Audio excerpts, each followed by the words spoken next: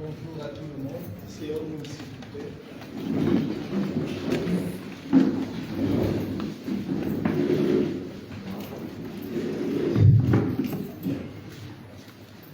Monsieur le Président, c'est là. Avant d'ouvrir la conférence de presse, je voudrais demander l'indulgence de la presse et des médias,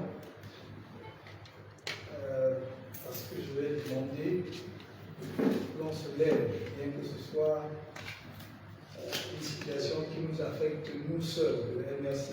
Ce n'est pas une situation qui concerne toute la nation. Je vais demander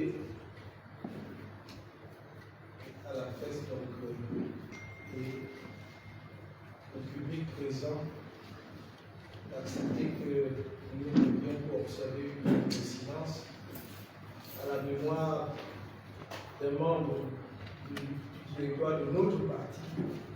Donc vous avez probablement vu la photo à l'entrée qui nous a quittés brutalement et dont nous voulons honorer la mémoire pour sa contribution à la vie politique dans notre pays depuis la création de notre parti il y a 12 ans aujourd'hui. Elle s'appelle Madame Arvis.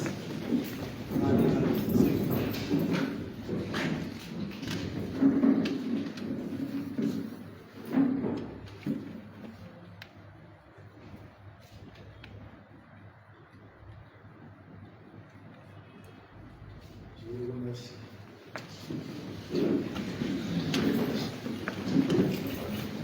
Monsieur le Président national du mouvement pour la connaissance du domaine, Mesdames et Messieurs les membres du Présidium, Mesdames et Messieurs les secrétaires nationaux, Mesdames et Messieurs les cadres du parti, Mesdames et Messieurs les professionnels de la presse audiovisuelle, écrite, cyberpresse,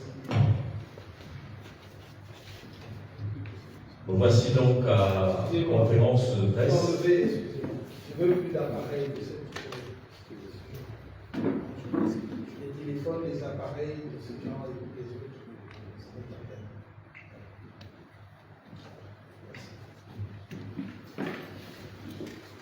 Voici donc au rendez-vous portant conférence de presse donnée par le président national du parti, le professeur Maurice Kamto. Je voudrais donc sur ce introduire son speech liminaire, sa déclaration.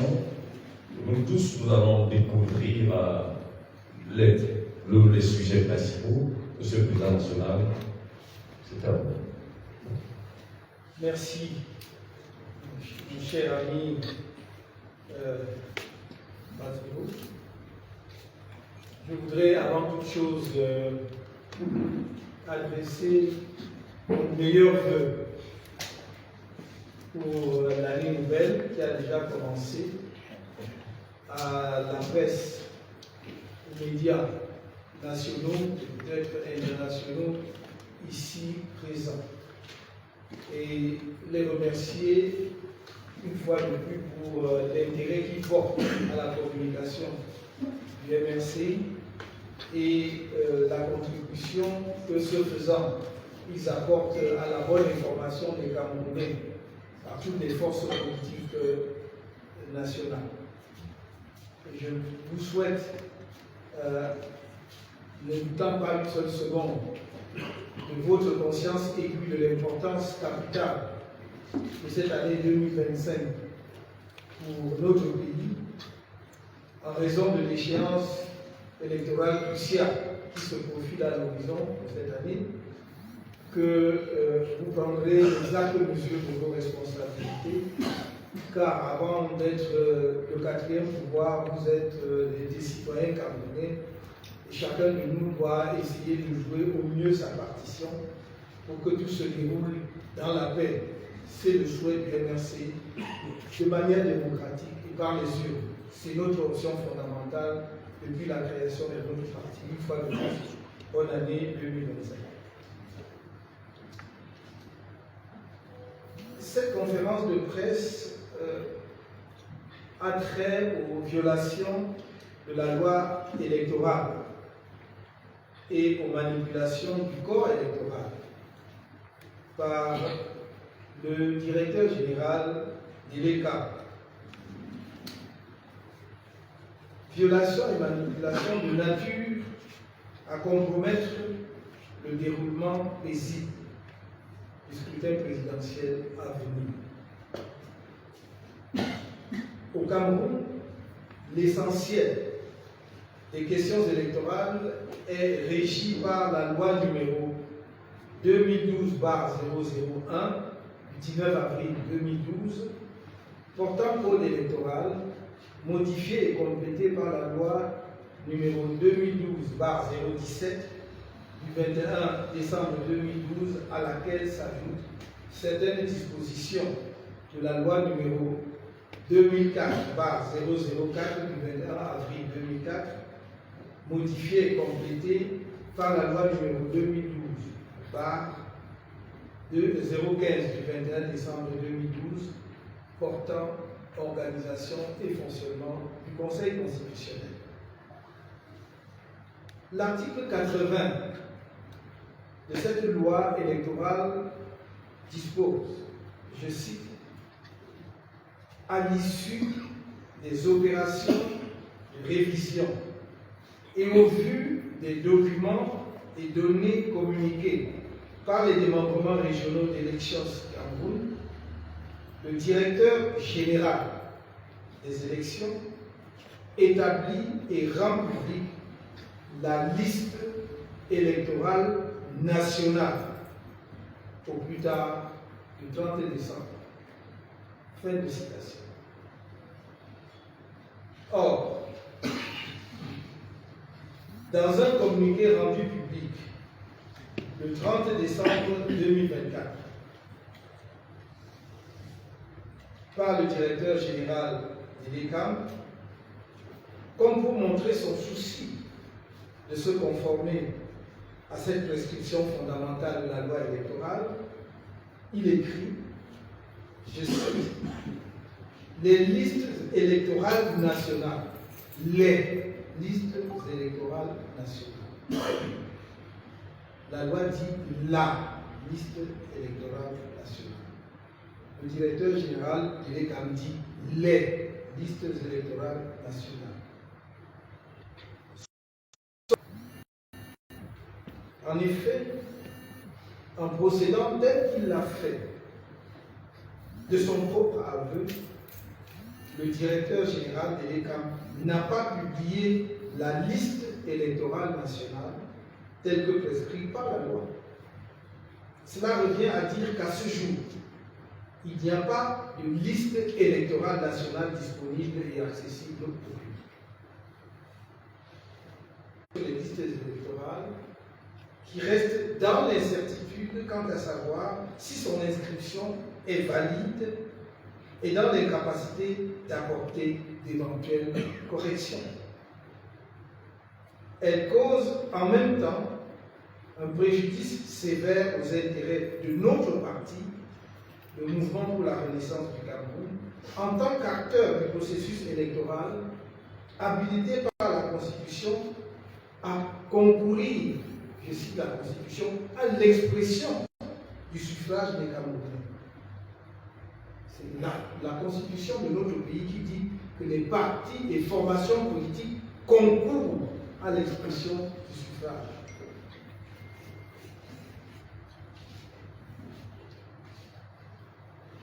Aussi, avons-nous engagé deux types d'actions juridiques. La première action consiste en la saisine du Conseil constitutionnel, qui est en vertu de l'article 3 de la loi numéro 2004/004 du 21 avril 2004, modifiée et complétée par la loi numéro 2012/015 du 21 décembre 2012 portant fonctionnement, organisation et fonctionnement du Conseil constitutionnel, qui, disais-je d'après cette loi, je cite, veille à la régularité de l'élection présidentielle, des élections parlementaires, des consultations référendaires et en proclame les résultats. Fin de citation. Cette compétence dévolue au Conseil constitutionnel lui confère la plénitude de juridiction sur toute question relative à la régularité et à la proclamation des résultats de l'élection présidentielle dont il est question ici. Selon l'article 50 du Code électoral, je cite, sont considérés comme opérations préparatoires aux élections l'établissement et la révision des listes électorales ainsi que l'établissement et la distribution des cartes électorales. Fin de citation. Or, la vérification de la fiabilité du fichier électoral, qui passe nécessairement par la publication de la liste électorale nationale, entre pleinement dans l'établissement et la révision des listes électorales et la distribution des cartes électorales. La vérification de la fiabilité du fichier électoral constitue en effet un élément clé de la régularité de l'élection présidentielle à venir, en ce qu'elle est le gage de la transparence qui doit entourer la confection de la liste électorale nationale.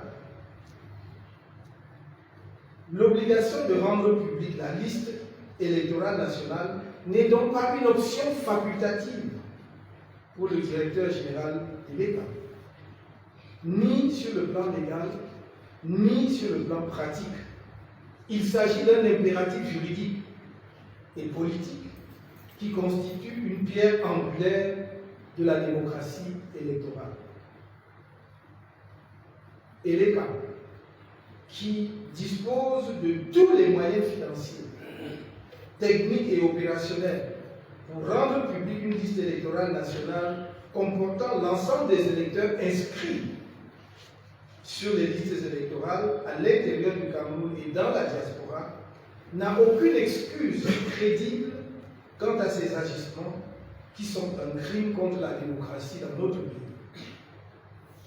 Il faut bien comprendre que sans la publication préalable de la liste électorale nationale, telle que prescrite par le Code électoral, le Conseil constitutionnel sera réduit au tâtonnement pour proclamer le résultat du scrutin présidentiel à venir.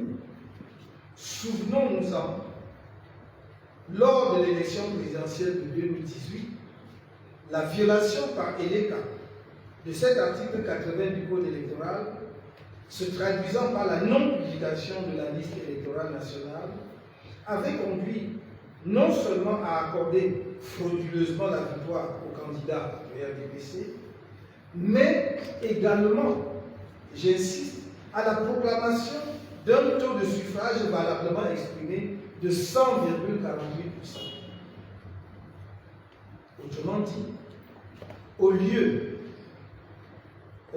Autrement dit, il y a eu au final plus de votants que d'inscrits. Je pense que même ceux qui n'étaient pas spécialement doués en mathématiques à l'école savent qu'il ne peut pas y avoir un résultat de plus de 100%. Et dès qu'on est à plus de 100%, il y a quelque chose qui marche, qui ne va pas. Or, je le répète, en 2018, nous avons proclamé, en tout cas, le Conseil constitutionnel a proclamé les résultats de l'élection présidentielle avec un taux de 100,48%. La loi a certes encadré les procédures qui relèvent de la compétence du Conseil constitutionnel. Mais en son article 65, intitulé « Autres procédures », le législateur a décrit comment tout requérant qui souhaite saisir le Conseil constitutionnel relativement à sa compétence et en lien avec une procédure dont la mise en œuvre n'a pas été expressément réservée à une catégorie de personnes peut s'y prendre exceptionnellement. C'est donc conformément aux exigences de cet article 65 de la loi portant organisation et fonctionnement du Conseil constitutionnel que le MRC a saisi cette institution. Le MRC soutient dans sa requête introductive d'instance qu'en refusant de rendre publique la liste électorale nationale, le directeur général de l'ECAM a gravement compromis par avance la régularité de l'élection présidentielle de l'année 2025 en faisant en sorte que cette compétition électorale se fasse sur la base d'un fichier électoral national inexistant ou connu de l'ECAM seul. La seconde action du MRC est la saisine du Conseil électoral de l'ECAM d'une requête en dénonciation des manquements aux opérations de révision des listes électorales. Cette requête porte toujours sur la violation de l'article 80 du Code électoral. Elle demande au Conseil électoral d'agir en urgence pour contraindre le directeur général de l'ECAM à publier, comme le lui impose l'article 80 du Code électoral, la liste électorale nationale complète. De mettre la liste électorale nationale complète à la disposition des électeurs en version numérique sur le site officiel de l'ECAM. D'afficher, en plus de la publication numérique sur le site officiel de l'ECAM, la liste électorale nationale dans tous les centres de vote du pays et de la diaspora. De rétablir sur la liste nationale, sur la liste électorale nationale, les 120 000 électeurs arbitrairement exclus et dont l'annonce publique de leur réintégration avait été faite par le directeur général de l'ECAM, et mettre sur le site officiel de l'ECAM la liste complète distincte de ces 120 000 électeurs. De transmettre enfin, conformément à l'article 77 du Code électoral, aux représentants du MRC les données essentielles du registre des inscriptions, les statistiques actualisées sur les inscriptions, radiations et transferts internes et externes, la liste définitive des bureaux de vote avec le nombre d'inscrits par bureau de vote pour chaque commune, de donner des réponses concrètes et précises sur la production et la distribution des cartes d'électeurs à 10 mois du scrutin présidentiel, de supprimer et relocaliser en application de l'article 96 alinéa 4 tous les bureaux de vote qui ne sont pas situés, je cite, dans un lieu public ou ouvert au public, fin de citation, tels que les casernes militaires, les chefferies traditionnelles, les camps de police. Par exemple, à Tico, 10 bureaux de vote sont logés au centre d'instruction et d'application de la police de Boutengue. 2 bureaux de vote au camp militaire, au camp du bataillon spécial amphibie. 1 bureau de vote au camp de la marine, soit au total 13 bureaux de vote sur les 151 que compte cette commune. C'est une grave violation de la loi dont on nous avait fait la promesse ferme qu'elle ne se reproduirait plus depuis 2018, puisque avant 2018, effectivement, il était courant que l'ECAM, en complicité avec le RDPC et ses relais sur le terrain, un certain nombre de chefs traditionnels, des autorités administratives, installent des bureaux dans les casernes militaires, y compris ici à Yaoundé. J'en ai été témoin en 2013, puisque nous avions participé au double scrutin municipal et législatif de 2013. Et donc, nous savons de quoi nous parlons, puisque que ce soit à Belém ou ailleurs, il y avait des bureaux de vote dans les casernes. En revenant à la charge à plusieurs reprises, et dans une démarche qui a été relayée aussi par d'autres acteurs politiques, que ce soit les partis politiques ou les organisations de la société civile, en 2018, effectivement, on a dit qu'il n'y aurait plus de bureaux de vote dans les lieux qui ne sont pas publics ou non ouverts au public. Or, voilà que, effectivement, cela recommence. Et je vous ai cité des exemples concrets. Donc, ce n'est pas une vue de l'esprit ou de la spéculation. Outre ce qui précède, je voudrais partager avec vous les graves préoccupations du MRC sur le toilettage du fichier électoral réalisé par la Direction générale de l'ECAM et ses partenaires techniques.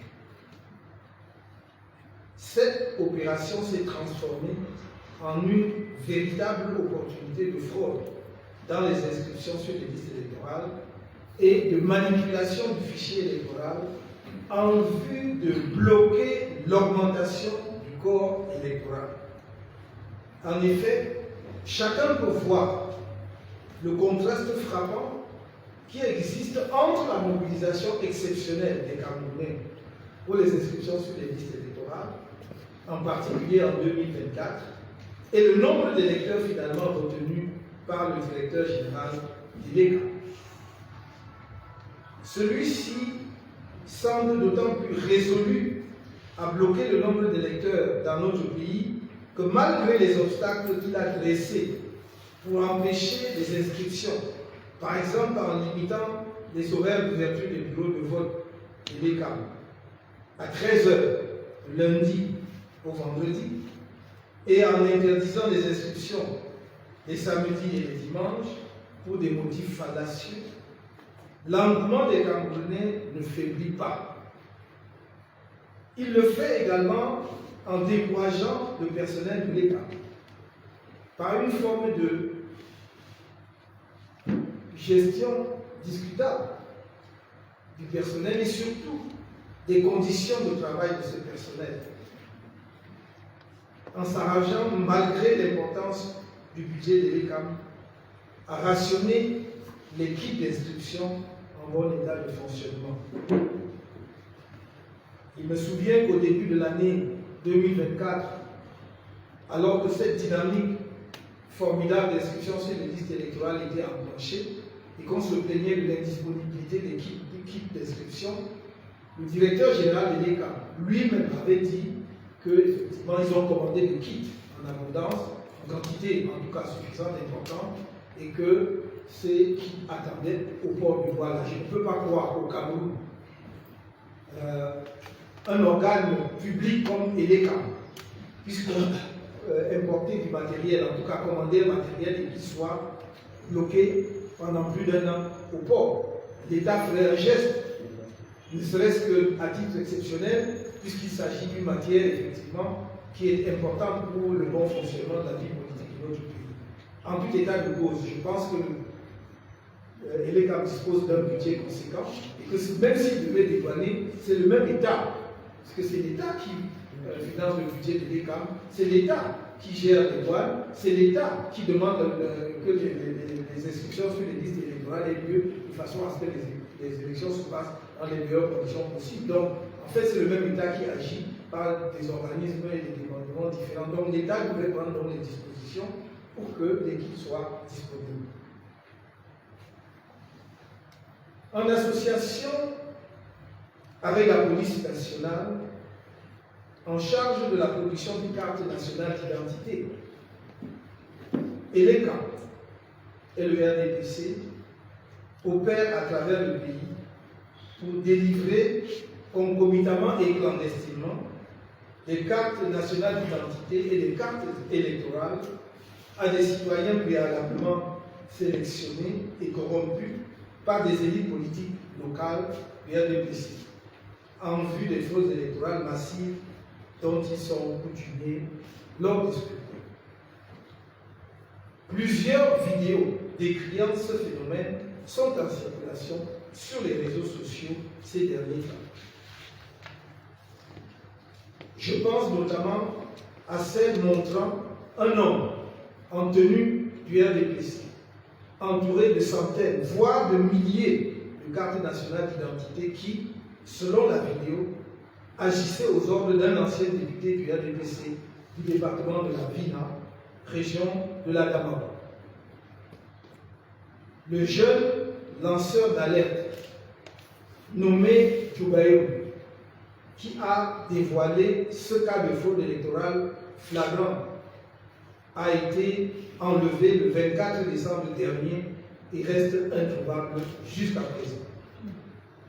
Une fois de plus, j'appelle cet ancien député et le pouvoir à libérer ces jeunes compatriotes qui, à la vérité, devraient plutôt être félicités pour sa vigilance républicaine. Je pense aussi à cette autre vidéo produite par une plateforme dénommée plateforme citoyenne dénommée Pouvoir au peuple camerounais, entre guillemets, PPC, qui montre, toujours dans la région de l'Adamawa, une scène incroyable, surréaliste, de fraude électorale orchestrée par le trio ELECAP DGSN RDPC, avec pour acteur principal le président de la section RDPC de Nyambaka, Gaoundéré, d'après les auteurs de la vidéo, et montrant une longue file de jeunes faisant la queue pour retirer leur carte nationale d'identité. Je tiens à saluer le formidable travail de vigilance citoyenne de cette plateforme PPC qui doit servir d'exemple à nos autres compatriotes, en particulier en cette année électorale cruciale pour notre pays. Dans le même ordre d'idée, rappelez-vous également le scandale des inscriptions électorales clandestines qui a éclaté fin avril 2024 à Massangam, dans le département du Noun, région de l'Ouest. Je déplore et condamne le refus manifeste du gouvernement, du RDPC et des autorités judiciaires de notre pays d'ouvrir des enquêtes appropriées sur ces infractions à la loi, malgré de nombreux éléments de preuve et les noms des auteurs impliqués. Je vous remercie. Avant qu'on ne passe à la phase questions-réponses, je voudrais délivrer également mon propos en anglais.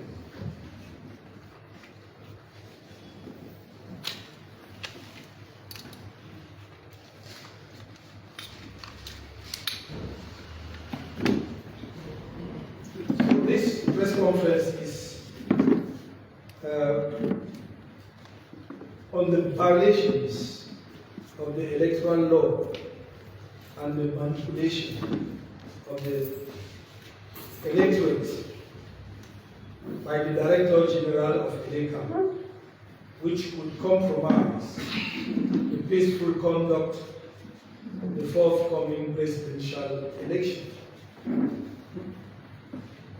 In Cameroon, most electoral matters are governed by the law number 2012/001 of the 19 April 2012 on the Electoral Code as amended and supplemented by law number 2012/017 on the 21st December 2012, to which are added certain provisions of law number 2004/004 of 20 April 2004 as amended and supplemented by law number 2012/015 of 21 December 2012 on the organization and functioning of the Constitutional Council. Section 80 of this law stipulates, I quote, At the end of the revision operations, and in the light of the documents and data communicated by the regional branches of Elections Cameroon, the Director General of Elections shall draw up and make public the national electoral roll by 30 December at the latest, unquote. However, in a press release made public on 30 December 2024 by the Director General of ELECA, as if to show his concern to comply with the fundamental requirement of the law, it is written, I quote, "The national electoral rolls," in plural. He talks of rolls, whereas the law says roll, singular. It's not the same thing. So, I started the national electoral rolls are available for consultation at the communal antennas of Elections Cameroon and ELECAM focal points in diplomatic representations and consular posts of Cameroon abroad, unquote. This declaration constitutes a flagrant violation of the aforementioned Article 8 of the Electoral Code. By his own admission, the Director General of ELECAM has not published the National Electoral Roll as required by law. This means that today there is no National Electoral Roll available and accessible to the public. This serious breach of the law is likely to compromise the participation of many Cameroonians in the expected presidential election and consequently to create frustrations and disputes that we can and must avoid. This situation undermines the right to vote of every citizen duly registered on the electoral roll who remains uncertain as to whether his or her registration is valid and unable to make any corrections. At the same time, it is severely prejudicial to the interest of our party, the CRM, as a player in the electoral process entitled by the Constitution to participate in the expression of the suffrage of Cameroonians. We have therefore taken two types of legal actions. The first action consists in referring the matter to the Constitutional Council, which, by virtue of Article 3 of Law number 2004/004 of 21 April 2004, amended and supplemented by Law number 2012/015 of 21 December 2012 on the organization and functioning of the Constitutional Council, shall ensure the regularity of the presidential election, parliamentary election, and referendum consultations, and shall proclaim the results thereof. This power vested in the Constitutional Council gives it full jurisdiction over any issue relating to the regularity of proclamation of the results of the presidential elections in question here. According to Article 50 of the Electoral Code, I quote, "The preparation and revision of electoral rolls and the production and distribution of electoral cards are considered to be the preparatory operations for elections unquote. Verification of the reliability of the electoral register, which necessarily involves publication of the national electoral list, is an integral part of drawing up and revising electoral registers and distributing electoral cards.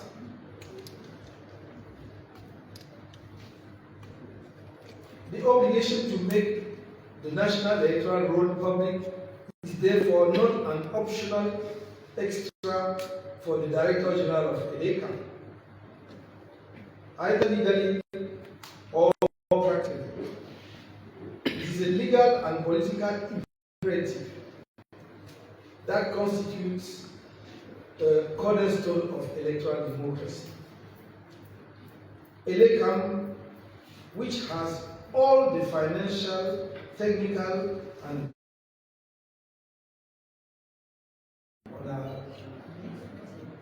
on a une stratégie, et même des stratégies, mais ça c'est j'allais dire interne. Et les Camerounais, et même vous la presse, vous découvrirez cette stratégie ou ces stratégies au fur et à mesure que nous allons les déployer. D'ailleurs, la stratégie, on la comprend bien après vous. Seul celui qui met de la stratégie la connaît et la met en œuvre avant et la comprend avant. Parce que seul lui connaît la stratégie. Et les autres comprennent la stratégie et disent ah oui, après analyse, ah non, c'est comme ça, voilà comment il a opéré. Oui, c'est comme ça. Une stratégie doit se découvrir après par les observateurs. Donc, seul l'acteur du jeu doit connaître sa stratégie. Nous avons une stratégie, croyez-moi. Nous ne pouvons pas prétendre compétir dans une compétition aussi importante que celle-là sans stratégie. Si nous en avions une en 2018, à plus forte raison en 2027. Permettez-moi de ne pas en dire davantage sur notre stratégie. Afrique en éveil me demande si je suis sûr qu'il y aura élection présidentielle au Cameroun cette année. C'est une question très intéressante. On peut y répondre de deux manières. La première, c'est de dire, moi, je ne lis pas dans une boule de cristal. Donc, je ne peux pas vous répondre. Tout ce qui est inscrit dans le futur, l'avenir, et le futur, c'est dans la minute qui suit, comme dans le jour qui suit, ou les semaines, ou les mois qui suivent. Donc, comment puis-je... je ne suis pas extrait ici. Donc, on peut répondre, on peut faire ce genre de réponse. Mais on peut aussi exercer son esprit d'analyse et dire il n'y a aucune raison pour moi pour qu'il n'y ait pas d'élection présidentielle en 2018. Je vais vous expliquer pourquoi. En 2025.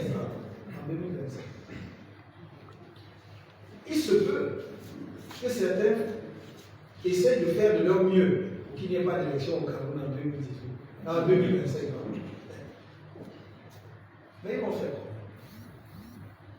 Parce que, vous voyez, nous sommes devant une situation où, comme vous le dites, si le président de la République, en fonction, est dans l'incapacité de convoquer le corps électoral, la Constitution prévoit ce qu'il faut faire. Donc, on va constater la vacance. Vous comprenez ce que je dis?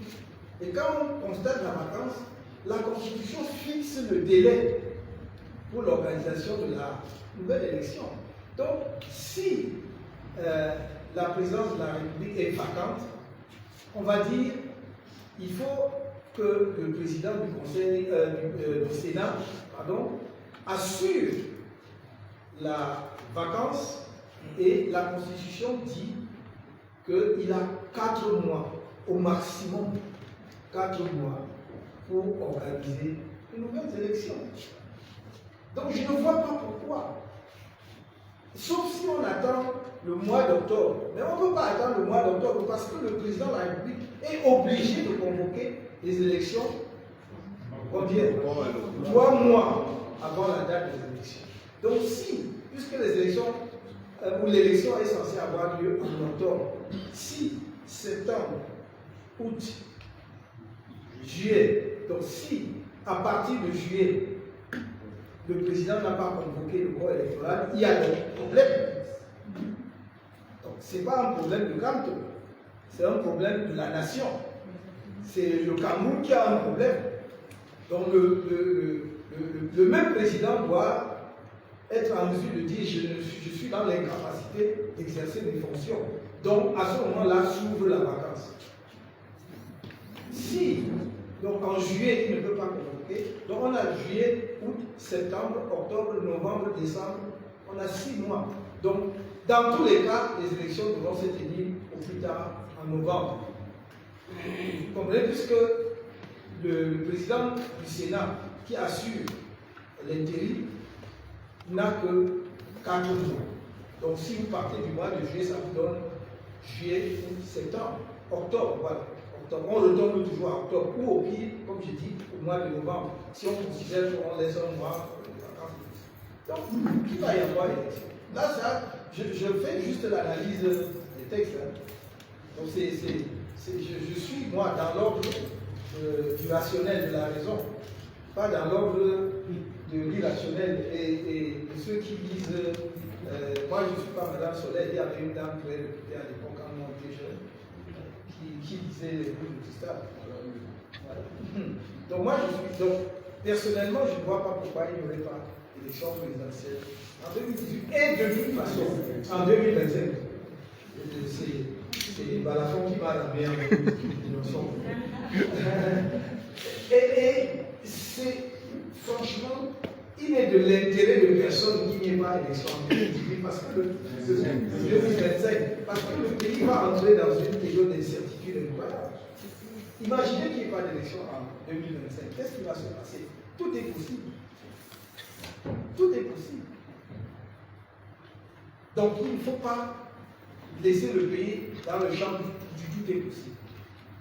Ce n'est pas pour rien que notre pays s'est doté d'une constitution et de lois qui organisent ces choses. Donc j'espère avoir répondu à vos questions parce que je sais qu'il y a beaucoup de spéculations à ce sujet.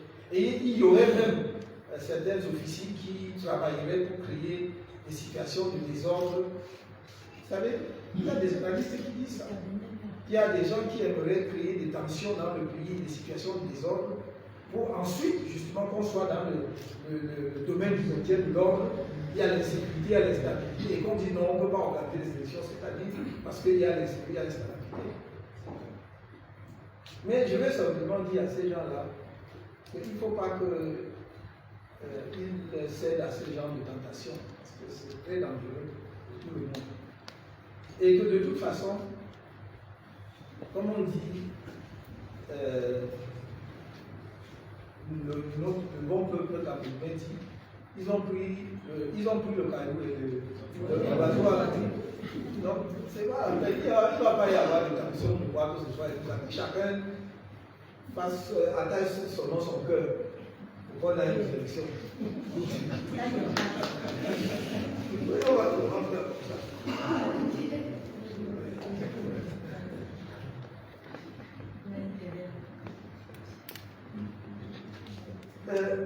Le site Maraba me demande qu'en sera-t-il si le Conseil constitutionnel ne tranche pas en notre faveur à l'issue de l'examen de la requête dont le MRC l'a saisi. C'est une question. Je ne vais pas être désobligeant que je ne comprends pas. Parce que quand vous saisissez une juridiction, vous devez toujours vous attendre à une décision dans un sens ou dans un autre. Si vous saisissiez une juridiction avec la certitude du résultat, on ne saisirait même plus la juridiction, parce que le résultat est. Donc le juge est là pour juger. C'est à vous de fournir les arguments les plus pertinents et les plus convaincants. Tout ce que nous pouvons demander et souhaiter, c'est qu'on juge en droit et non pas sur la base d'autres considérations. Et nous allons fournir tous les arguments juridiques qui montrent d'une part que le Conseil constitutionnel peut être valablement saisi par un parti politique dans le cadre du contentieux électoral, parce que ce contentieux lui est expressément dévolu par, d'une part, le code électoral, mais également la loi portant organisation et fonctionnement du Conseil constitutionnel. Nous allons montrer cela. Mais d'autre part, que sur le fond, la requête dont il est saisi est suffisamment fondée et a suffisamment d'éléments pour qu'il puisse effectivement trancher en faveur de ce que nous demandons, c'est-à-dire nos conclusions, qui est de dire qu'il faut instruire le directeur général de l'ECAM de publier la liste électorale nationale. C'est ce que nous demandons au Conseil constitutionnel. Donc, maintenant, si le Conseil ne nous suit pas, il faudra que le Conseil motive. Il y a, pour ceux qui sont des juristes, ils savent qu'il y a ce qu'on appelle la motivation de la décision de justice. Vous devez motiver. Un juge ne dit pas seulement j'ai rejeté. Non, il doit dire pourquoi il rejette. Nous espérons donc que dans tous les cas, le Conseil constitutionnel nous suivra. Et que si par possible, le Conseil ne nous suivait pas, il motiverait sa décision afin que nous puissions en informer le public.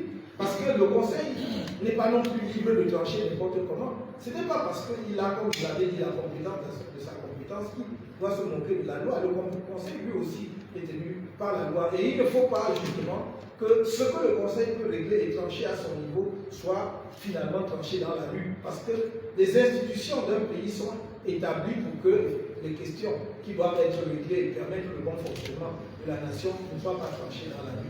C'est ce que je peux dire à cet égard.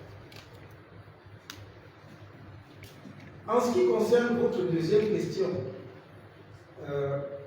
relative aux chiffres avancés par l'ECAM à propos de notre corps électoral, vous avez demandé si je suis satisfait. Comment peut-on être satisfait de cela? Si nous avons organisé cette conférence de presse, c'est précisément, et entre autres, parce que nous ne sommes pas satisfaits. Il vous souviendra, quand nous disons les choses, j'ai l'impression qu'on ne nous écoute pas assez. Et que les Camerounais sont passés mettre dans l'art de commenter les choses, soit sur lesquelles ils ne se sont pas suffisamment informés, soit de les commenter de mauvaise foi.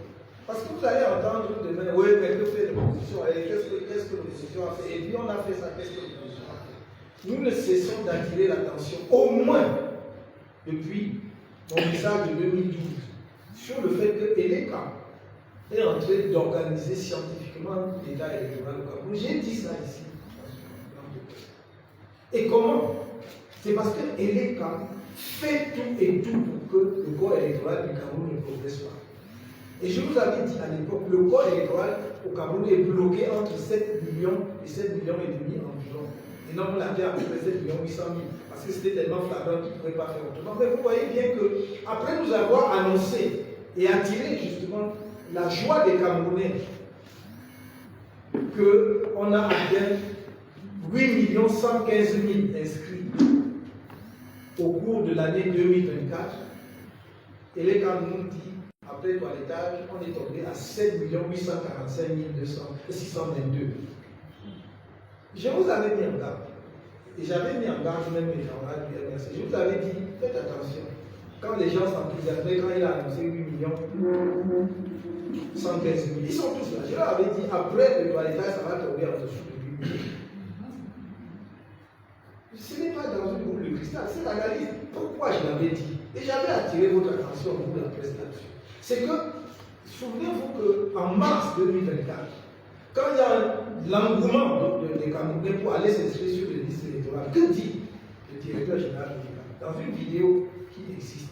Il dit, oh ouais, mais bon, ça ne sert à rien de s'emballer parce qu'on peut toujours avoir 200 000 inscrits, mais après toilettage, il n'en reste que 50 000.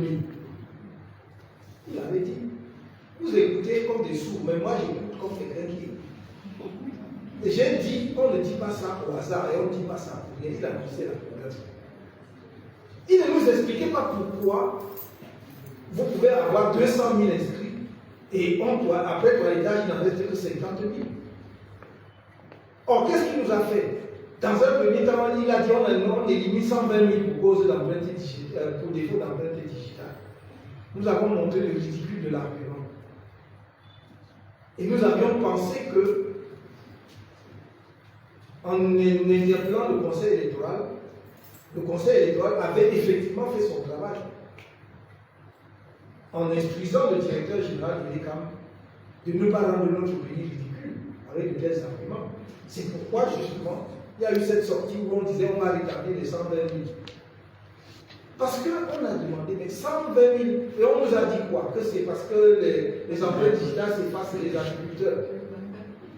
Les planteurs. J'ai dit à Yaoundé, ici à Yaoundé, l'arrondissement qui a eu le plus grand nombre d'empreintes de personnes rejetées pour empreintes digitales, c'est Yaoundé 5. J'ai dit, allez me montrer les plantations. Les planteurs, ça arrive les planteurs. Il faut qu'on arrête un peu de ridiculiser notre pays. N'est-ce pas? Nous devenons la risée de tout le monde en Afrique et peut-être dans le monde. Ce n'est pas normal qu'on fasse ça. Avec un peuple aussi talentueux et respecté par ailleurs, on donne l'impression que nous sommes capables de faire ce qu'aucun pays ne peut faire au monde. Dans le pire, bien entendu, si c'était justement pour la grandeur du pays, pour le beau rang, je serais le premier à applaudir, mais ça c'est indigne de notre pays. Donc, on nous annonce qu'on va les rétablir. Mais voici qu'après l'État, c'est plus 120 000, c'est 270 000 qui sont exclus. Et on nous parle de blanc, on nous parle de ceci. Et il y a toujours des gens qu'on avait exclus pour empreinte digitale qui n'ont pas été rétablis. Donc, je ne peux pas être satisfait. Et c'est pour cela que je voudrais saisir chaque occasion pour sensibiliser le Conseil électoral sur son rôle. Le Conseil électoral est l'organe principal de l'État. Ce n'est pas le directeur général. Et le Conseil électoral est chargé de veiller à la régularité de ces opérations. Il est en quelque sorte entre guillemets le premier juge en la matière. Et il ne faut pas que le Conseil électoral se réfugie derrière le fait que l'État ou bien le directeur général. C'est le Conseil électoral. Et nous avions, quand les choses vont dans le bon sens, nous le disons et nous félicitons. Souvenez-vous, lors de ma conférence de presse ici, après la sortie du directeur général de l'ECAM, qui avait dit qu'on va rétablir les 120 000, j'ai félicité. Et j'ai dit que l'ECAM, ce que l'État vient de faire va dans le bon sens. Si on continue comme ça, effectivement, il n'y a pas de raison que nous n'ayons pas d'élection apaisée dans notre pays. Nous l'avons dit. Mais on nous a tourné en bourrique, on nous a regardé droit dans les yeux, on nous a menti. L'État s'est moqué de nous, le directeur général de l'État s'est moqué de nous. Et j'interpelle à nouveau le Conseil électoral. Ils sont quand même tous, même si c'est au Cameroun, on brandit le décret, ils sont quand même tous nommés par décret. Je ne dois pas imaginer que le décret du directeur général de l'ECAM porte deux signatures ou bien pèse plus que celui qui nomme les membres du Conseil électoral.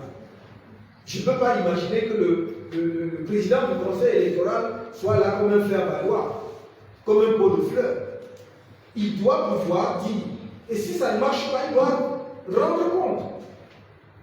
Pas seulement à celui qui les nomme. Celui qui les nomme a le pouvoir de nomination, mais une fois qu'il les nomme, il n'a plus de pouvoir sur eux. Il faut que l'ECAM se souvienne de cela. Et l'ECAM, c'est la loi qui le dit, est un organe indépendant. C'est la loi votée par l'Assemblée nationale du Cameroun. Et l'ECAM n'est pas sous l'autorité du président de la République, encore moins sous la tutelle du ministre de l'administration territoriale. Et l'ECAM est un organe indépendant. Et que l'ECAM cesse de faire comme un petit enfant, un petit chiot, oh non, il faut aller rendre compte. Et l'ECAM, si vous ne pouvez pas assumer votre indépendance, dites-le au peuple camerounais. Et à ce moment-là, nous avancerons en sachant ce qui nous attend. Mais on ne peut pas avoir créé un organe indépendant pour gérer les élections au Cameroun. Et cet organe donne l'impression en permanence qu'il n'arrive pas. Il n'arrive pas parce que chaque fois qu'il pose un acte, il regarde du côté du président de la Cour et qu'est-ce que le président va penser. Quand même. Si vous pensez plus au décret qui vous a nommé, jusqu'à la mission qui vous est dévolue, en réalité, vous choisissez votre camp. Vous choisissez le camp de celui qui vous a nommé contre le camp du peuple camerounais qui attend effectivement que vous fassiez correctement votre travail pour que nous ayons des élections apaisées au Cameroun. Donc il faut que ce soit clair. Ce que je dis là est dans la loi. Et il n'y a aucune outrance à dire cela. Nous disons que le Conseil électoral doit faire son travail, qui est de veiller à la régularité des opérations électorales, notamment en l'occurrence des inscriptions. Ça n'est pas le cas. Ce que la direction générale de l'ECAM est en train de faire est, je ne trouve pas d'autre mot, est criminel pour le pays. Parce que c'est comme s'ils faisaient tout pour qu'il y ait des dérapages, pour que le pays flambe. Je ne sais pas quels sont leurs calculs ou quels sont leurs intérêts par rapport à ça, mais qu'ils soient sûrs que nous serons toujours là. Et nous n'allons rien lâcher. Notre devoir est de travailler, d'informer le peuple camerounais, de les mobiliser à s'inscrire. Et je continue à dire aux Camerounais, mobilisez-vous, inscrivez-vous massivement. Tout ce qui se fait là, c'est pour essayer de vous décourager. Ils savent que vous avez pris conscience et que vous avez envie de prendre en main votre destin. Choisissez demain qui est-ce que vous voulez pour diriger votre pays. Je n'ai pas dit, quand je ne suis pas encore en campagne électorale, j'ai dit choisissez qui vous voulez, mais ne vous laissez pas dicter votre choix. Soyez lucide, jugez chaque candidat sur ses actes, sur ses faits, sur son parcours. On n'arrive pas à vous construire justement des châteaux de cartes sur du vent. C'est ça la vérité, c'est ça l'intérêt du jeu démocratique.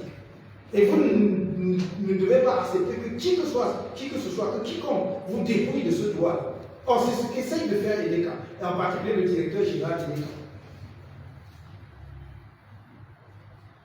Et je pense qu'il est temps qu'on se ressaisisse les uns les autres, parce que ce sont des personnalités que nous connaissons depuis 30 ans, 40 ans. Il ne faut pas qu'ils croient qu'ils sont plus malins, plus, comment dirais-je, soucieux du devenir du Cameroun apaisé que nous. Non, il faut qu'ils cessent ça.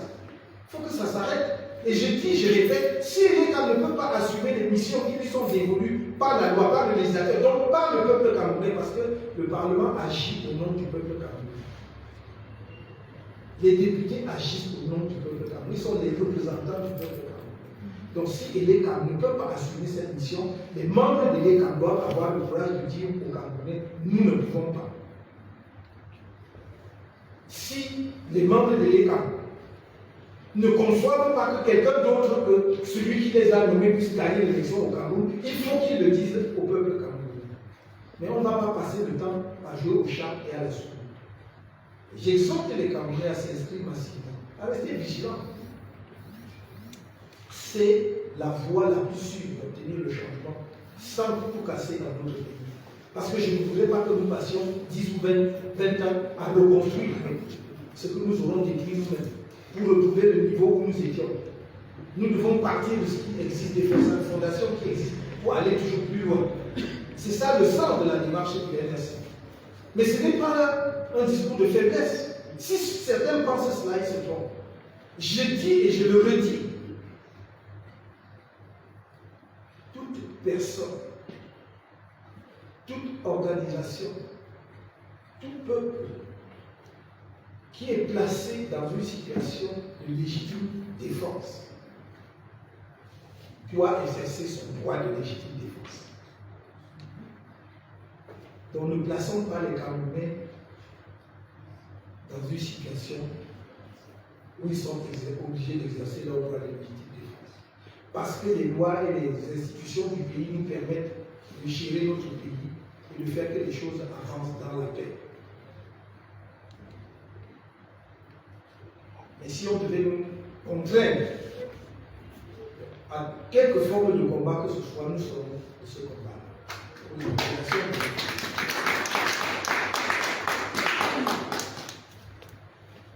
S'il y a d'autres questions, on va prendre une dernière partie. Très bien.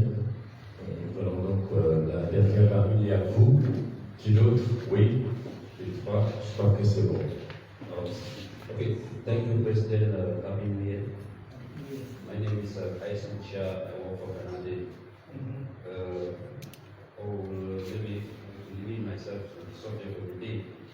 To say, despite the irregularities that you enumerated as concerns the voters' registration process, we saw a heavy mobilization from the CRM in 2024. I wanted to to know if the irregularities enumerated, are they going to downplay on you, or is there a particular strategy again for this year 2025, which we know the year is peculiar because the voters' registration process can end at any time the elections will be convened. So is the CRM gathering momentum to make sure that before that date which we do not know will come, the CRM will be able to say, oh, mobilize enough maybe to hit the 8 million we are looking for.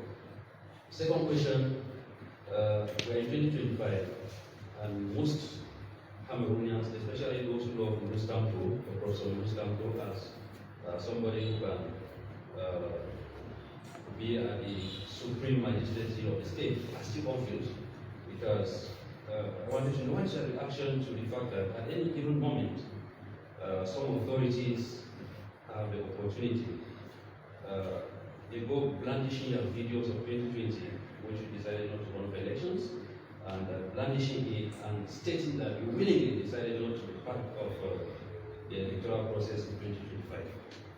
I've never had the opportunity to ask you such a question, but I'd like to know today, how do you feel like Professor Maurice Kamto at any moment when you see such? Thank you so much. Thank you. Premier Président, je suis Bertrand Sinou de la RFO, la Radio Fondation Guinée. À vous entendre parler, votre inquiétude semble pencher du côté du code électoral et notamment des légalités. Mais, Monsieur le Président, est-ce que la candidature du président Paul Biya en elle-même ne nous inquiète pas? La deuxième question, c'est celle de savoir s'il est possible de retrouver cette fois-ci de MRC dans une certaine coalition, puisque avec le président Paul Biya, on en a déjà tout vu. Merci. Derrière. Au micro derrière.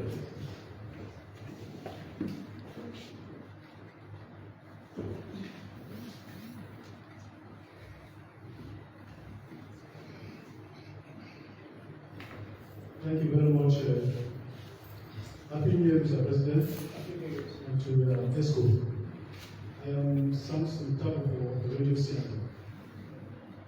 Mr. President, you know 2025 is a very busy and very crucial year in Cameroon. We want to find out how ready is the Cameroon Resistance Movement. You know that for the past years, the activities of their party have been banned in most of the places. That makes it difficult for them to expand, to get new militants, because people are scared away.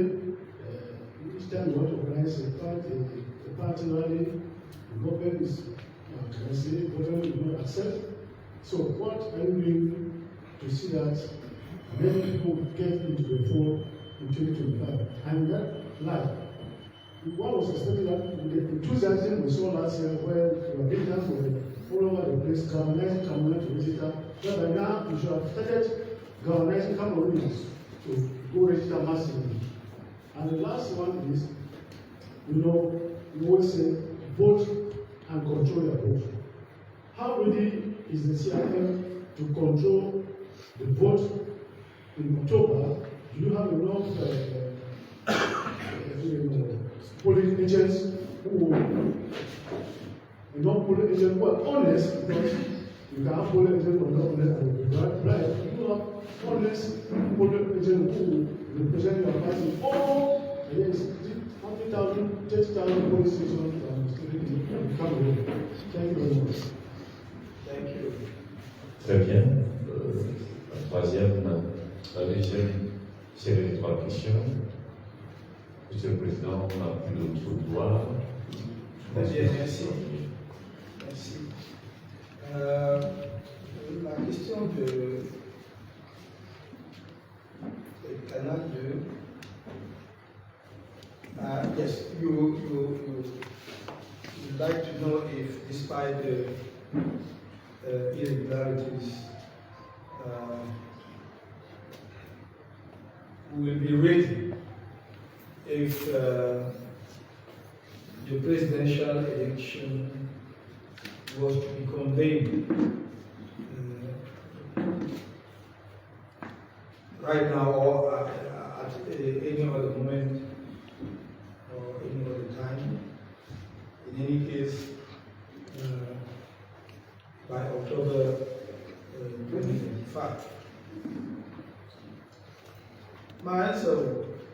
very simple. It is not in 2024, nor in 2025, not even not in 2023, and not even to talk of 2025 that CRM is preparing itself to compete in that election. So when you know that there is a competition ahead of you, and especially in a country like ours, where you do not master the agenda, and that elections indeed can be convened at any moment by one single person who ultimately master everything. You should be ready at any moment, at any time. And it is our case. Should the election, presidential election, be conveyed today, we'll be ready to go. So that's my simple answer. And I would not like to speculate on any anticipation or on the head of whoever. I stand, on a legal point of view, and I would like to stay, on that ground.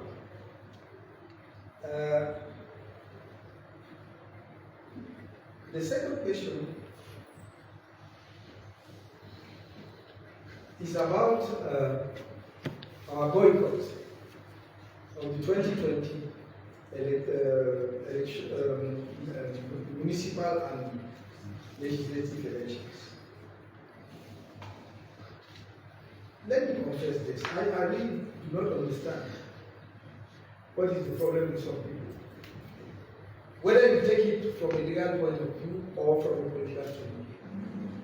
From a legal point of view, it's pure nonsense to try to argue that because a political party decided not to take part in some elections, it is not entitled to compete anymore.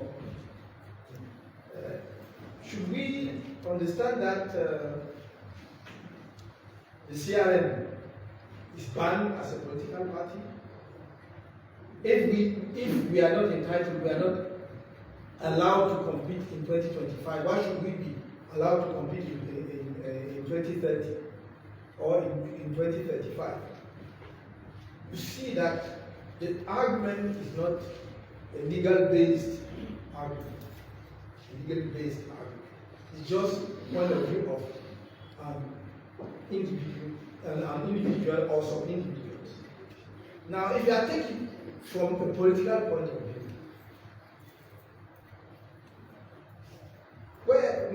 let me stay a second on the legal ground again. Where is it stated in any laws in Cameroon that the political party cannot boycott an election? And that should he do so,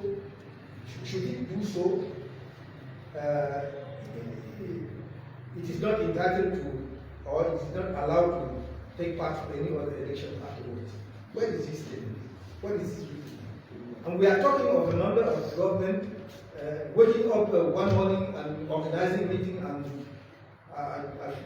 stay and remain polite and say things which are just amazing for me. Really. And now if I take it, as we are not, there are so many precedents, including in our own country. SDF, in those days, when SDF was very strong as a political party, decided not to take part to the 1992 municipal legislative election. And afterwards, the chairman of SDF took part in the presidential election. And with no problem. So I don't see from what stand, from what point of view somebody can, just raise that such an argument. Now, if I take it from a political point of view, every political party is free to consider political situation and take its own decision. And I'm surprised that since 2020, people have been complaining, and not from CRM, surprisingly, because they said that CRM is finished. No militant will remain in the CRM because they did not go to elections. People, their own expectations of their political career is destroyed, and then they will. The militants are there, and the party is growing and growing up more and more every day since then. So now, who are those who are complaining today? It's people from the CPDM. I will not surprised by that. I will not surprised by that. So much so that a member of the government, of course, active member of the CPDM, activist of the CPDM, will stand up and say, and to the extent that he went and said that I'm doing my best way to do some work, because I would like to be seen as somebody who is impolite to a member of government. But frankly speaking, is it serious to go to a meeting with the governors and show the picture of the national president of the CRM like he was wanted and become a political wanted, and say he refused because it is the magnanimity of the president of the republic offering a possibility to see the CRM to go to election and we refuse. And since we did refuse that magnanimity of the president, we are no more entitled to take part of any. No, we should not waste our time with such, this kind of statement. It's just something which is not brilliant for our country. It's not brilliant. When people watch that outside the country, and even Cameroonians, it's not because Cameroonians do not talk so much, very much that they are. No, they know what they want. Just give them a chance to go and express themselves in the polling station, and you will see the outcome of it. That's all, and that is exactly what the CRM is asking for. So, I should ask my fellow compatriots to be confident, to be smart enough to see that some people are desperate and try to hang up on everything, on every, they can try. But now, I go to the second question from LFO. Est-ce que la candidature de Paul Biya ne vous inquiète pas? Pourquoi devait-elle m'inquiéter?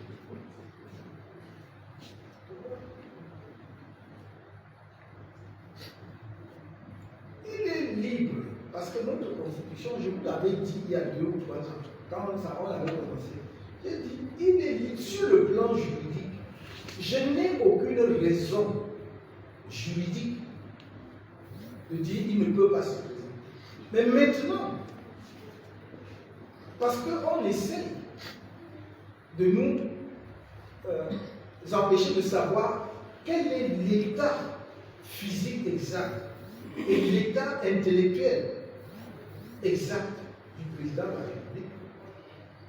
Parce qu'on nous refuse, on fait tout pour masquer cela. Je ne suis même pas en mesure de dire, parce qu'on pourrait le dire si effectivement on avait des éléments là-dessus, de dire non, il est dans l'incapacité de gouverner. On peut seulement déduire à partir d'un certain nombre. Mais s'il est dans l'incapacité de gouverner, naturellement, j'estime qu'il ne peut pas et ne doit pas se représenter. Mais je reste dans l'ordre de ce qui est tout à fait légal. La loi camerounaise ne fixe pas de limite d'âge pour être candidat. Il y a la limite minimum, mais il n'y a pas la limite maximum. Donc, même à 100 ans, on peut toujours être candidat. Ça, c'est la théorie. Mais une fois que nous avons dit ça, chaque Camerounais doit, et je signale au passage, j'ouvre la parenthèse, pour montrer comment, excusez-moi, on a l'impression que parfois le diable prend possession de certains Camerounais, et eux-mêmes ils parlent, et après ils ne savent même plus comment s'en sortir. Vous savez qu'il y a eu des propositions, y compris des jeunes sur des chaînes, certaines chaînes de télévision, y compris également la chaîne nationale, qui ont proposé qu'on fasse la limitation d'âge. Et à chaque fois, c'est moi qu'on disait, on disait que non, il faut qu'on dise que si on a 70 ans, plus de 60, on ne peut plus. Avant, je crois qu'en 2018, on avait déjà commencé à dire que si on a... Oui, si on a 50 ans, non, 60 ans, on peut, il faut 50 ans. Mais, comme la gymnastique est compliquée, celui qui soutient, qu'eux ils soutiennent, à l'âge qu'il a. Mais on va donc faire la loi. On va donc faire la loi que tous ceux qui ont 70 ans, ou 80 ans, ou 50 ans ne peuvent pas être candidats, sauf à l'exception. Donc c'est toujours compliqué pour eux. C'est pour ça que cette affaire-là, quand, mes chers amis, je vous dis, quand le moment est venu, il est venu.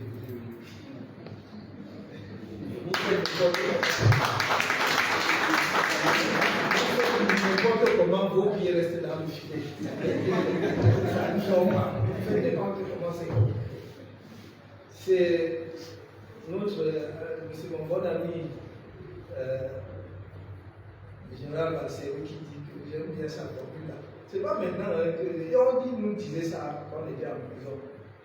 Il dit que quand le moment du changement est arrivé, même les actes de conservation deviennent des actes de changement. Il faut noter ça, il faut encadrer ça. C'est l'une des plus belles phrases que j'ai lues. On voit plutôt ça. Merci. C'est ça. Il dit quand le changement est inéluctable, merci. Quand le changement est inéluctable, même les actes de conservation deviennent des actes de changement. Donc voilà donc des gens qui veulent limiter l'âge. Mais celui qu'ils soutiennent est plus âgé que tout le monde. On va alors faire quoi? Donc c'est compliqué. Tout ceci pour dire que réellement, nous avons quand même beaucoup d'indices qui montrent que le président de la République en fonction n'a plus toutes les aptitudes, déjà uniquement sur le plan physique, de s'acquitter pleinement de sa fonction. Parce que ce n'est pas une fonction qu'on doit assumer partiellement, on fait un peu et on laisse les autres. Et lui-même nous en avait donné une indication dès 2019, lorsqu'il a signé la délégation permanente de signature au secrétaire général de la présidence de la République. Il venait d'être élu, il n'y avait même pas 3 mois. J'avais écrit, nous étions en prison à ce moment-là, j'avais écrit et on en avait parlé, j'ai dit, mais vous ne voyez pas que le président lui-même dit que, même cette élection-là, j'ai tendance à dire que peut-être qu'on a même présenté sa candidature à son insu. Parce que tu ne peux pas être candidat à une élection, tu dis qu'on t'a élu. Donc nous ne venons même pas sur les conditions de l'élection, mais disons, on dit qu'il est élu, et 3 mois après tu délègues pour quelqu'un. J'ai dit tout, puisque dans le décret de délégation, il n'y a ni limitation d'objet, c'est-à-dire des matières qu'il délègue, ni limitation de durée, donc dans le temps. Donc il avait lui-même.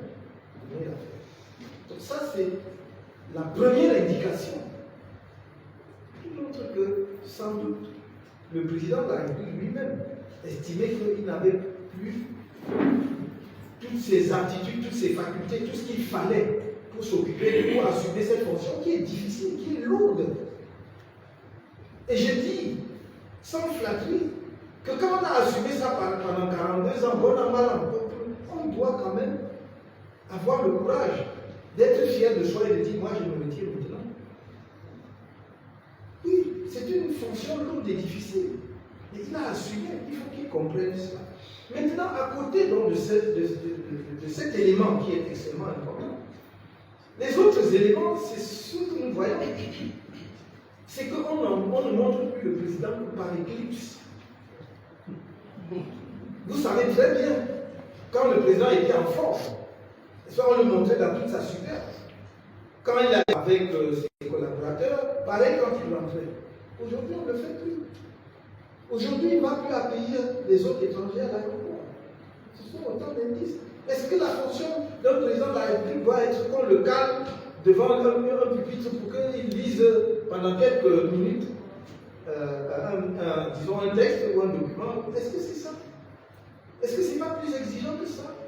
Est-ce que, justement, les dérives que l'on observe dans le pays, c'est peut-être plus parce qu'il n'a plus la même mise, il n'a plus le contrôle sur tout? Est-ce que ce n'est pas tout ça là qui nous donne l'indication qu'il n'est plus en mesure, en réalité, d'assumer pleinement cette fonction? Donc, ce n'est pas juste d'évoquer l'acte de quelqu'un. Moi, je veux m'appuyer donc sur cet élément-là. Donc, pour répondre à votre question, j'ai dit sur le plan juridique, il n'y a rien qui limite ou qui l'empêche d'être candidat. Mais sur le plan politique, pratique, j'allais dire sur le plan concret, de la réalité, et même de l'amour qu'il peut avoir pour ce pays, il va se dire non, je ne peux plus. J'ai été aux affaires quand j'étais, il a quand même été président à 49 ans. Donc il sait toute la force qu'il avait pour porter la charge du pays pendant ce moment-là. 49 ans, 60 ans, 70 ans, 64, il était là. Et maintenant, nous ne sommes que des êtres humains. Je ne peux plus. Mais le pays doit continuer.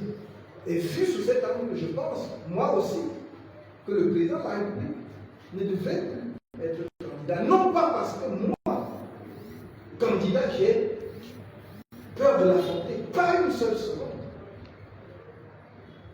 Parce que dans notre préparation, nous nous préparons pour affronter n'importe quel candidat. Femme ou homme, du RDPC ou de n'importe quel parti. Nous nous battons en revanche pour que les élections se déroulent dans la transparence et la régularité. C'est ça. Quand nous disons que nous n'avons pas peur d'un candidat, ce n'est pas ici. Et il avait raison que le moment venu, il dira quand il a décidé soit de rester ou de rentrer chez lui. Non, je ne sais pas s'il avait dit. Oui, voilà, s'il passe aussi rentrer ou pas. Donc, il se présente comme un grand sage. Et bon, il doit faire preuve de sagesse. Ce n'est pas la proclamation seule qui fait la sagesse. Ce n'est pas le fait qu'on dise que vous êtes sage qui fait de vous un sage. Ce sont vos actes et vos paroles qui font de vous un sage. Donc on attend de lui qu'il prenne une décision de sage dans l'intérêt du pays et dans le sien propre. And then the last question is from Radio Siamtu. Yes, how really is CRM, and knowing that, yes, our activities most of the time are banned by the government. We've been suffering since the creation of our political party. They have intensified the repression against our political party these years. Especially as from 2018. Probably they didn't know that we would dare challenge the current president, or the presidency. We've been very clear since the very beginning that we come to offer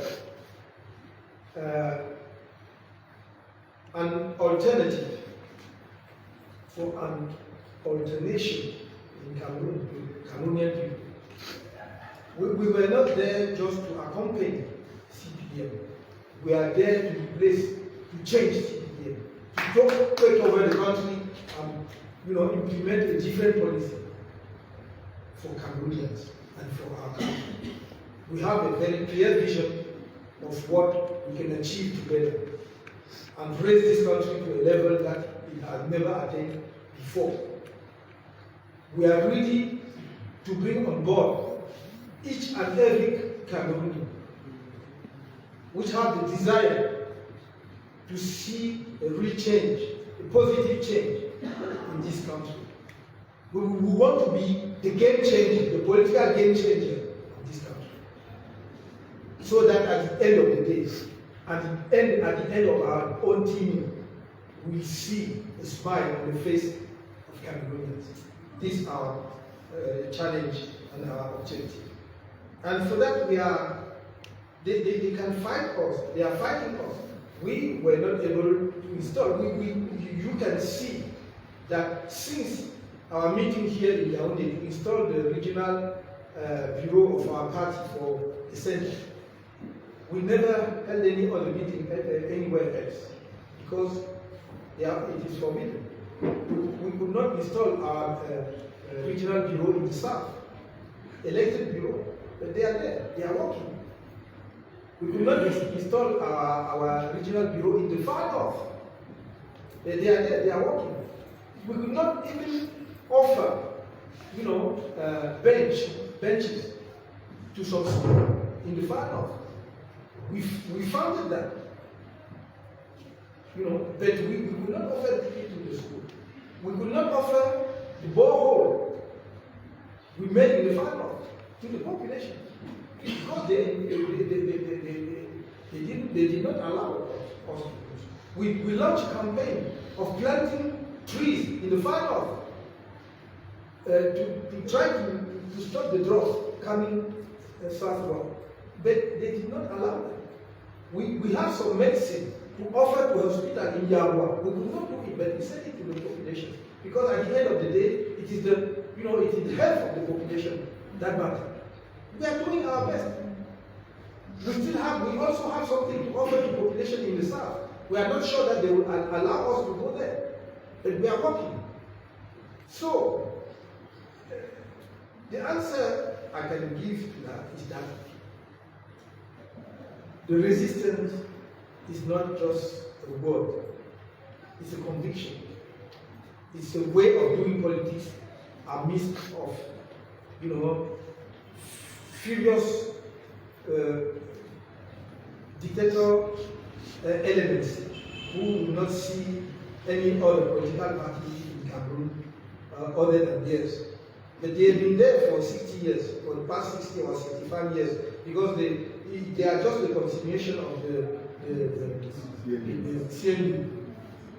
But how can they should sit down now, and take stock of what they have been able to achieve in the lot, and see that okay, we have done our best, and everything shows that they have done their best. They have nothing to offer anymore to Cameroonians, and then we will take over. Whether they like it or not, the Cameroonians are decided. They have decided.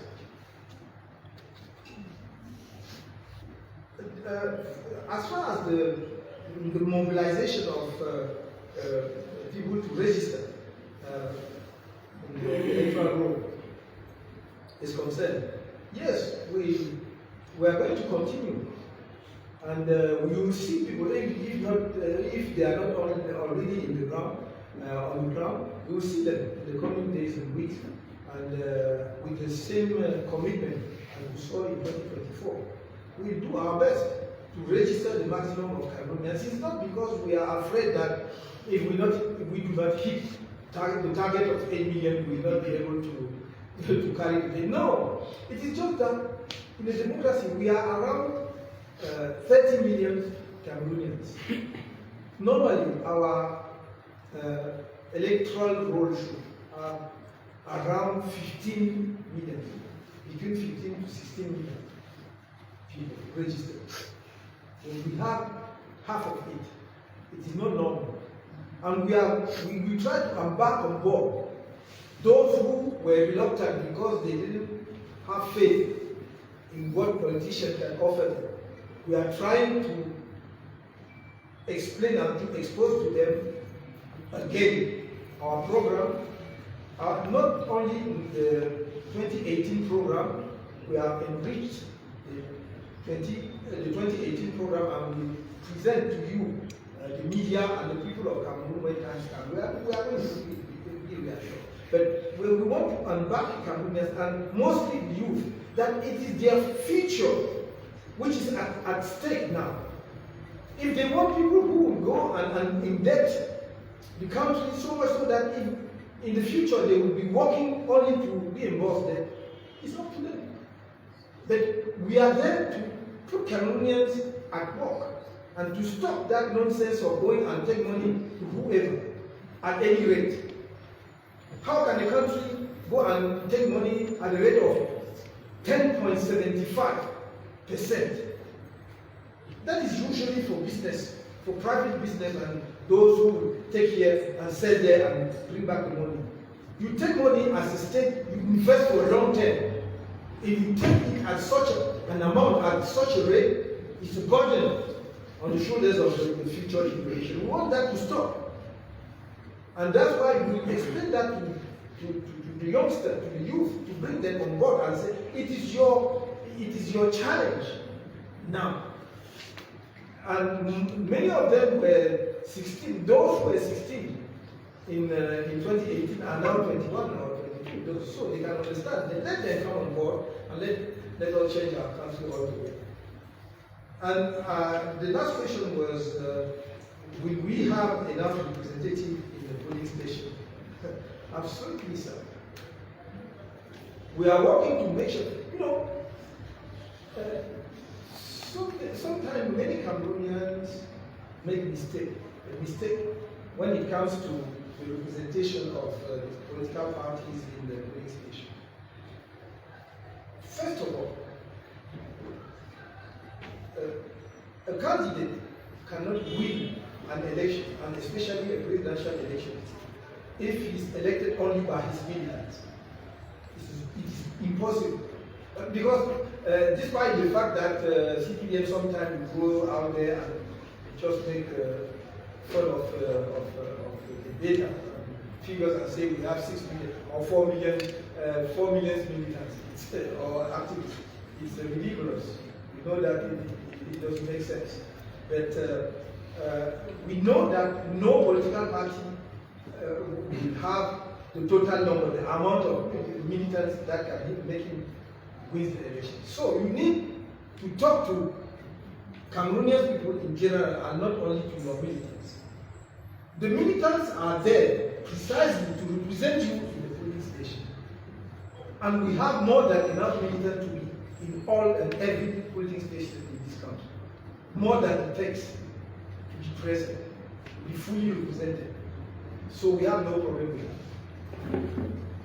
If we have some concern about some few areas, the security problem, Northwest, part of Northwest and South. If by then the calm will be back, I would say peace because I don't know if we will be at that level, but at least if we will be enlightened enough to know that this is the best way for us to obtain the resolution or the settlement of the crisis, to go and vote a leader who cares and who has said many times what he intends to do to solve the problem in the Northwest, then we will succeed. If the calm is back in some areas, then we will campaign there. If the calm is there, we will see our people in the polling station. So we have no problem with representation in the polling station. With that, I thank you very much. I think we can conclude our press conference with that. And I thank you once more a lot, and remain hopeful that you will come again in the coming weeks because we have more to tell you, especially as we are preparing to launch our fundraising for our campaign. Because we want to launch fundraising so that people should be aware of the fact that you cannot go and carry an electoral competition without money. You need money, you need sufficient money. Very grateful press conference and to bring the information all over the country. Thank you very much.